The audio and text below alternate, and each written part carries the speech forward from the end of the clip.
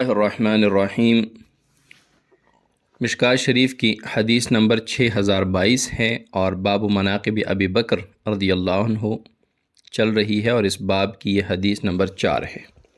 وعن جبیر ابن مطعم رضی اللہ عنہ، حضرت جبیر ابن مطعم رضی اللہ تعالیٰ عنہ اس حدیث کے راوی ہیں۔ قال، فرماتے ہیں، اتت النبی صلی اللہ علیہ وسلم، رسول اللہ صلی اللہ علیہ وسلم کے پاس آئی امرأۃ، ایک عورت، فکلمتہ فی شیء، آپ صلی اللہ علیہ وسلم کے ساتھ کسی چیز کے بارے میں گفتگو کی، کسی بات پر گفتگو ہوئی۔ فامرہا ان ترجع الیہ، آپ صلی اللہ علیہ وسلم نے انہیں دوبارہ آنے کے لیے فرمایا کہ پھر آنا۔ قالت، اس عورت نے کہا، یا رسول اللہ، اے اللہ کے رسول، ارأیت ان جئت ولم اجدک، اگر میں دوبارہ آئی اور آپ کو نہ پایا، آپ مجھے نہ ملے، کأنہا ترید الموت، راوی کہتے ہیں گویا کہ اس عورت کا مقصد یہ تھا کہ اگر آپ وفات پا چکے ہوں تو پھر میں کس سے ملوں۔ قال، آپ صلی اللہ علیہ وسلم نے فرمایا، فإن لم تجدینی فأتی ابا بکر، اگر تو نے مجھے نہ پایا تو ابو بکر رضی اللہ عنہ کے پاس آ جانا۔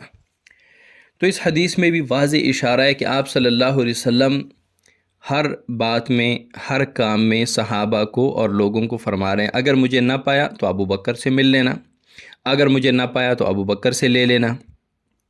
گویا کہ یہ واضح اشارہ ہے کہ میرے بعد خلیفہ ابو بکر رضی اللہ تعالیٰ عنہ ہوں گے۔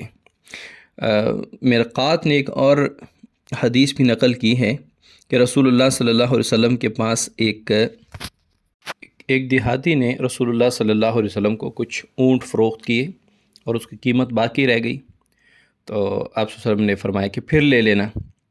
تو وہ حضرت علی رضی اللہ عنہ کے پاس آئے۔ حضرت علی نے ان سے کہا کہ جاؤ رسول اللہ صلی اللہ علیہ وسلم سے پوچھو، اگر آپ نہ ملے تو پھر یہ قیمت میں کس سے لوں۔ تو وہ شخص، وہ دیہاتی رسول اللہ علیہ وسلم کے پاس گیا، تو آپ صلی اللہ علیہ وسلم نے فرمایا اگر میں نہ ملا تو ابو بکر سے لے لینا۔ وہ شخص پھر، وہ دیہاتی، حضرت علی کے پاس آئے اور یہ کہا کہ آپ صلی اللہ علیہ وسلم نے ابو بکر کا کہا۔ تو حضرت علی نے فرمایا کہ جاؤ آپ صلی اللہ علیہ وسلم سے کہو کہ اگر ابو بکر بھی نہ ملے، فوت ہو چکے ہوں، تو پھر میں کس سے لوں یہ پیسے۔ آپ صلی اللہ علیہ وسلم نے کہا کہ پھر حضرت عثمان سے لے لینا، حضرت عمر رضی اللہ تعالیٰ عنہ سے لے لینا۔ پھر وہ شخص آئے اور حضرت علی رضی اللہ عنہ کا، حضرت علی نے فرمایا کہ جاؤ آپ صلی اللہ علیہ وسلم سے پوچھو کہ حضرت عمر رضی اللہ عنہ بھی اگر نہ ملے، یعنی وہ بھی فوت ہو چکے ہوں، تو پھر میں کس سے لوں۔ وہ شخص پھر حضرت محمد صلی اللہ علیہ وسلم کے پاس گئے اور آپ صلی اللہ علیہ وسلم سے یہ کہا کہ اگر حضرت عمر بھی نہ ملے تو پھر آپ صلی اللہ علیہ وسلم نے کہا کہ پھر حضرت عثمان رضی اللہ تعالیٰ عنہ سے یہ قیمت لے لینا۔ پھر وہ شخص حضرت علی کرم اللہ وجہ کے پاس ہے۔ حضرت علی نے پھر فرمایا کہ جاؤ آپ صلی اللہ علیہ وسلم سے کہو کہ اگر حضرت عثمان بھی فوت ہو چکے ہوں، نہ ملیں، پھر میں یہ قیمت کس سے لوں۔